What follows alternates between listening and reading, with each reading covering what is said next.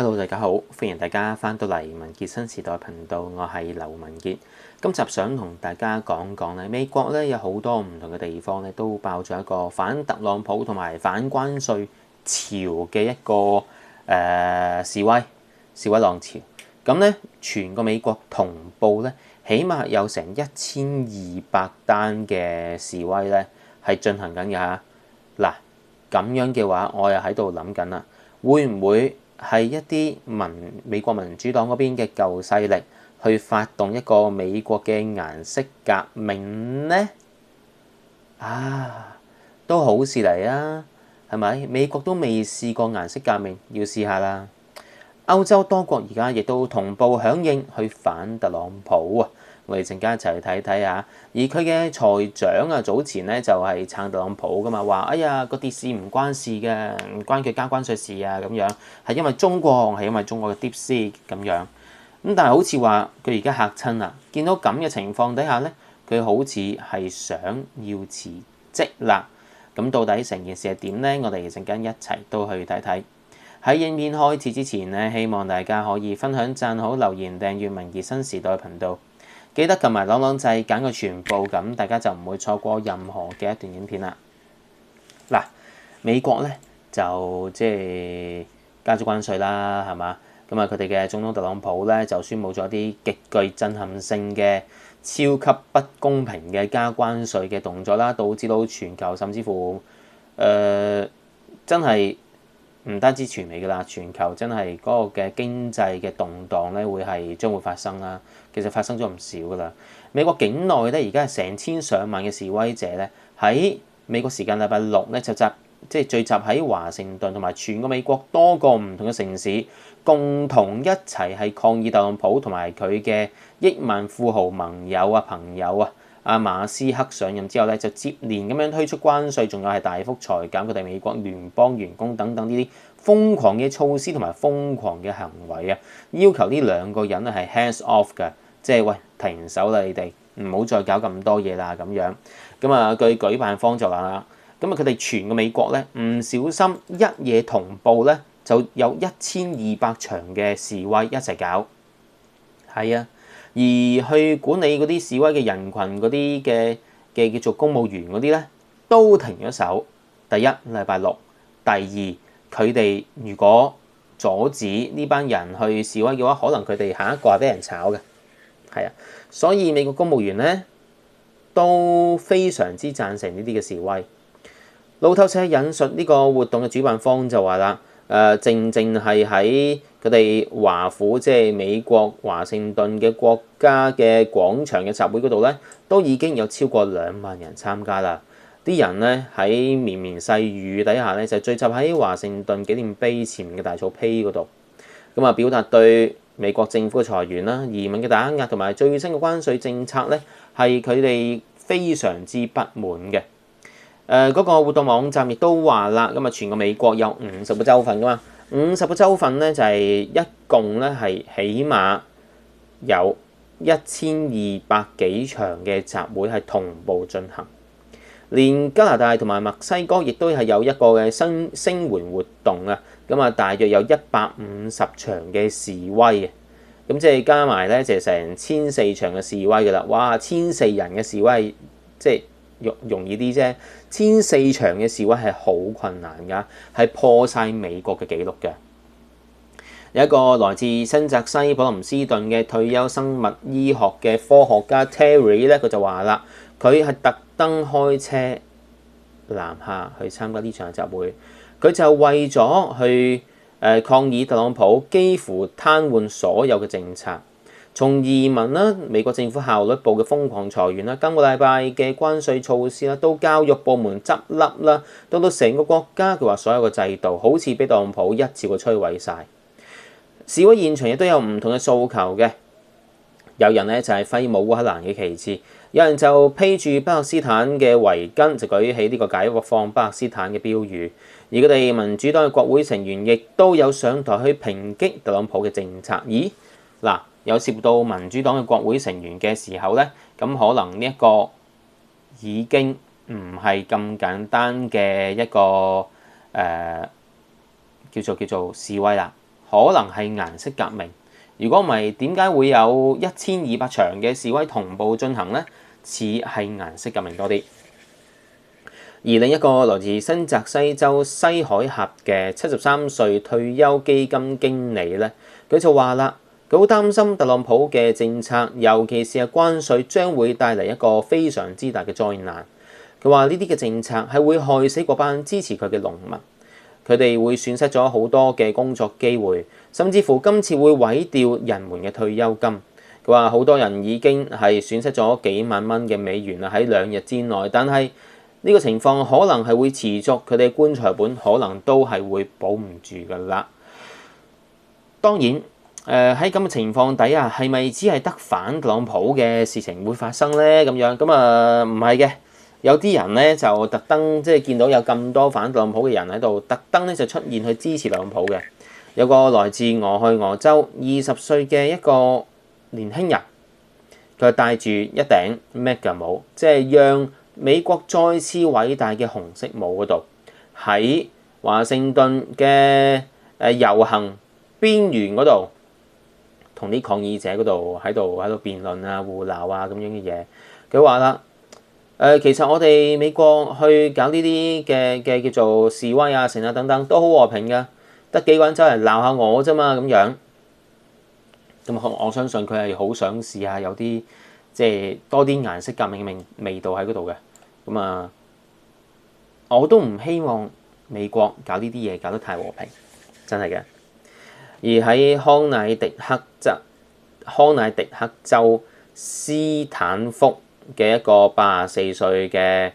人士啦嚇，咁佢就話啦，舉咗一個粉紅色嘅標語牌，叫做抗議政府削減醫療研究嘅經費。佢話啦，喂大佬，我84歲㗎啦，我以為我呢一世都唔會再上街遊行㗎啦，結果出現咗一個特朗普同埋馬斯克啊，我真係激死啊咁樣。咁啊，另一個當地嘅74歲退休律師就話啦，今次係佢生平第一次74年啦，第一次參與示威。佢話佢好擔心佢嘅社安金會被斬掉，佢嘅社會福利會被消失，連申請嘅人手都冇。佢懷疑呢個係特朗普維持佢權力嘅更大一個嘅計劃。而特朗普當日做咗啲乜嘢咧？佢當日就留翻喺佛羅里達州嗰度，朝早仲走去打高爾夫球添，下晝就喺佢嘅海湖莊園嗰度就喺度攤攤條條休息啦。咁啊，離開海湖莊園6公里嘅一個西中旅灘嗰度咧，亦都係有400幾人咧，就係喺陽光底下示威嘅，而且示威嘅人數其實越嚟越多啊，而駛過嘅車輛亦都頻頻咧就響安去支持佢哋，BB 咁樣支持佢哋嘅 OK。標裏面亦都係寫住市場崩盤，但係特朗普喺度打波啊咁樣。咁啊，而喺特朗普嘅授權之下，由馬斯克領導嘅政府效率部咧，而家已經係炒咗20幾萬個聯邦嘅員工嘅職位啦。當然啦，炒嘅人數可能會更加之多啦，佔整體230萬公務員嘅人數咧就大約1成左右。而好多嘅裁員咧嘅行動咧，亦都係被批評為非常之草率啦，導致到關鍵人員流失嘅。佢哋嘅國稅局啊、稅務局啊，喺禮拜五咧就開始係裁減超過2萬人啊，係佢哋員工嘅25% 嘅人數啊嚇。佢哋嘅社會保障局咧亦都成為咗主要嘅裁員目標，有幾百人咧就聚集喺佢哋嗰個局嘅巴爾的摩嘅總部外面咧就喺度示威啦。咁啊，另外有一個嘅示威者65歲嘅 Linda， 咁佢就對住啲人講就話啦，佢咧就自16歲開始就一直開始交呢個社會保障金。佢話佢而家非常之恐懼，亦都非常之憤怒啊，亦都好困惑咧，做咩呢件事會發生喺美國呢度咧？咁樣佢話佢好熱愛呢個嘅國家，但係佢嘅心已經碎咗啦。佢需要嗰筆錢，佢好想要翻佢嘅退休金啊！咁啊，嗰啲嘅群眾喺度話啦，嗰啲係我哋啲錢嚟㗎，點解特朗普會咁樣搞法啊？咁樣。而喺尋日嘅示威集會裏面咧，咁啊白宮有回應啊，佢就回應就話啦，喂，佢哋嘅總統特朗普嘅立場非常之明確嘅喎，佢係要永遠咁樣保護住符合資格嘅社安金、醫療保險同埋醫療嘅輔助，而而民主黨咧就係要將呢啲嘅福利咧俾啲非法嘅移民，導致到咧個制度破產，會摧毀美國長者嘅生活喎。自1月20號美國特朗普歸來之後咧，一連串嘅行政命令推出咗，有啲批評就話呢啲嘅叫做措施同保守派提倡嘅2025計劃 Project 2025係異曲同工嘅。希望可以係叫做意思就係啲乜嘢咧？解構文官制度，加強佢哋嘅總統權力集中。支持者亦都話呢一個舉動咧係打破自由派嘅舊勢力嘅必要之舉話喎。喺美國抗議活動開始咗幾個鐘之前咧，身在歐洲嘅反特朗普美國人已經率先喺柏林、法蘭克福、巴黎、倫敦發起一啲聲援嘅集會，抗議特朗普全面顛覆美國國內嘅政策。所以今次嘅佢哋嘅反特朗普嘅示威咧，唔止係1200場，1200場只係喺美國境內，但係可能有成2000場喺全球唔同嘅地方嗰度嘅。當然啦，特朗普有冇啲乜嘢嘅動作出嚟咧？有冇啲咩嘅反抗咧？暫時未見到。但係呢個嘅美國特朗普咧，就係宣布咗嗰啲嘅關稅咧，亦都係令到佢哋自己股票係下跌。2日裡面咧已經係蒸發咗，哇大佬6萬億嘅資產㗎啦！今次特朗普佢嗰個嘅瘋狂式嘅關稅戰咧，唔單止震散咗一啲嘅市場啊，就連佢內閣成員都開始動搖啦。其中一個就係話好支持佢政策嘅美國財政部部長貝特森喺當地時間禮拜五，即係我哋香港時間禮拜六嘅時候，美國媒體 MSNBC 嘅時事評論員斯蒂芬尼就引述一啲嘅消息報導指，貝特森而家尋求緊辭職，揾嘅後門啊！佢可能係想轉去美國嘅聯邦儲備局嘅有啲職位嗰度做嘢就算數啦。呢個史蒂芬尼咧，呢個嘅記者咧就話啦，喺特朗普嘅核心圈子裏面，呢個貝特森咧好似格格不入咁樣，甚至乎佢話總統根本唔睬佢。以佢所知咧，呢個貝特森咧而家已經揾咗出路啦。喺呢幾日嘅關稅風波裏面，重創咗佢喺市場嘅聲望同埋佢專業嘅威望啊。唔知點解？點解呢條友做財長會做啲咁嘅嘢咧？咁樣有啲共同報嘅報導就話啦，作為對沖基金嘅前經理人啦，貝特森入閣咧，本應視為可以咧令到今次特朗普政府可以有一個理性嘅經濟思維，可以約束到呢個特朗普嘅保護主義。諗住呢個人可以做到呢啲嘢嘅，但係竟然間特朗普禮拜三嘅時候強勢公佈就話呢一個關稅之後咧，貝特森只能夠係無奈勸告各國唔好報復，但係你只係叫人哋捱打，又唔打唔嬲，係咪會咁樣咧？好明顯唔係啦。當時佢嘅發言咧就話啦，佢嘅建議就係話，各國你哋唔好呢一刻就報復啦，要靜觀其變啊！因為一旦報復嘅話，個局勢就會係升級噶啦。但係如果唔報復咧，今次就係最高嘅水位線啦。你以為啦？你都唔了解特朗普係咪先？你同特朗普都唔熟，你點會知道佢嘅水位線高高低低喺邊度咧？當然啦，呢一種講法亦都被視為係一種不現實嘅講法啦。呢個史蒂芬尼喺節目裏面亦都講啦，消息來源咧係話俾佢聽，貝特森一定明白美國而家特朗普佢嘅關稅政策係有幾咁荒謬啊，因為佢係真真正正懂得市場運作嘅人。特朗普佢喺上個禮拜三美股收市之後公布咗呢個嘅關稅政策啦，而貝特森當晚咧就接受彭博電視訪問嘅時候就話啦。呢啲近日即係你認為呢啲近日嘅美國股市下跌咧係即係咩？點解咧咁樣？係咯，係咪總統嘅經濟政策所致咧？貝特森就話唔係啊，呢個唔關美國嘅總統嘅政策事嘅，係因為中國嘅 AI 工具 DeepSeek 嘅發布。但係 DeepSeek 發布咗咁耐，而家先跌，冇玩啦，係咪？貝特森當時嘅講法就話，中國嘅初創企業 DeepSeek喺1月底推出咗一啲嘅免費 AI 助手，亦都係因為佢嘅效能非常之高，亦都因為佢嘅成本非常之低，令到 Max7 7隻即係過去1年帶動美國飆升嘅科技巨頭啦，包括係 Nvidia 啊等等啦。OK， 咁 Apple、Amazon 同埋Microsoft 啊，咁仲有係 Meta 啊等等各方面Tesla 啊等等啦嚇。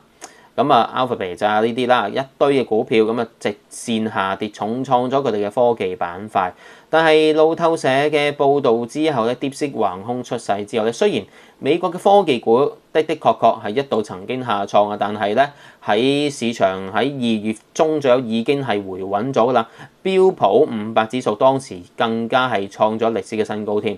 自2月下旬開始，消費者嘅信心咧開始轉弱喎。咁普遍係擔心啲乜嘢咧？普遍啲人係擔心關稅會導致物價嘅上漲，經濟放緩，再次令到佢哋嘅市場咧就係轉向啦。咁自2月19號以嚟咧，標普已經下跌咗14%，美股嘅市值係蒸發咗10萬億嘅美元。報道亦都話啦，自從特朗普禮拜3宣布咗全球關稅政策之後咧，美股已經喺2日裏面已經跌咗10%。好多經濟學家同埋聯儲局嘅高層亦都話啦，呢一類嘅關稅政策將會係推高通脹、拖累經濟，亦都係今次股災嘅直接原因。而呢一個美國財長貝特森竟然間擘大眼講大話，將呢一個嘅鑊咧就係賴俾我哋中國嘅 DeepSeek 出世。喂，大佬，1月底出世嘅乜嘢嘅動作、乜嘢嘅關係都應該已經係完咗啦，係嘛？咁當然啦，佢就唔承認呢個嘅事件啦嚇，咁但係不認還須認。佢點講都好，其實市場或者係全部唔同地方嘅美國人咧，其實都知道今次嘅情況係由特朗普加關稅而引起嘅。咁我哋可以一路睇下美國究竟去到可以幾腐敗啦嚇。唔知大家點睇？歡迎大家喺下面留言話俾我聽，你點睇呢單嘢啦？今集嘅時間就差唔多，喺影片完結之前，希望大家可以分享、讚好、留言、訂閱文傑新時代頻道，記得撳埋啷啷掣揀個全部，咁大家就唔會錯過任何嘅一段影片。我哋下集再見，多謝大家 ，thank you，拜拜。